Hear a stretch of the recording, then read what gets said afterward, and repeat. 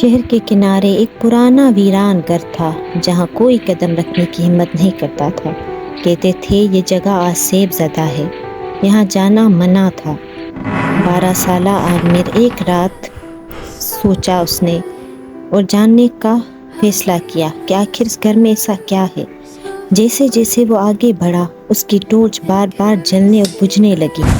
ایک لمبی تاریک راہداری، دیواروں کا رنگ اڑا ہوا، راہداری کے آخر میں ایک دھندلا سا سایہ کھڑا ہے۔ راہداری میں عامر رک گیا۔ اس نے دیکھا سائے میں کچھ کھڑا ہے، جیسے اس کی طرف دیکھ رہا ہو۔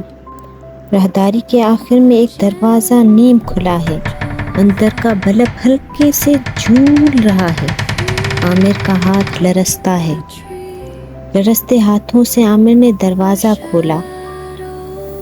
کمرہ خالی تھا، بس ایک پرانی کرسی جو خود بخود ہل رہی تھی۔ اچانک دھند میں سائے میں ایک چہرہ دکھائی دیتا ہے، آنکھیں بے نور، چہرہ سفید، جیسے کوئی انسان نہ ہو۔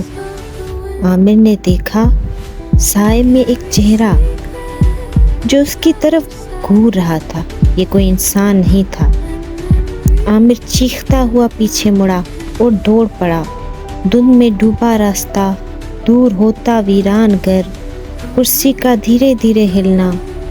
عامر اس رات کا ذکر کبھی کسی سے نہیں کرتا، لیکن وہ جانتا ہے کچھ دروازے کھلنے کے لیے نہیں بنے۔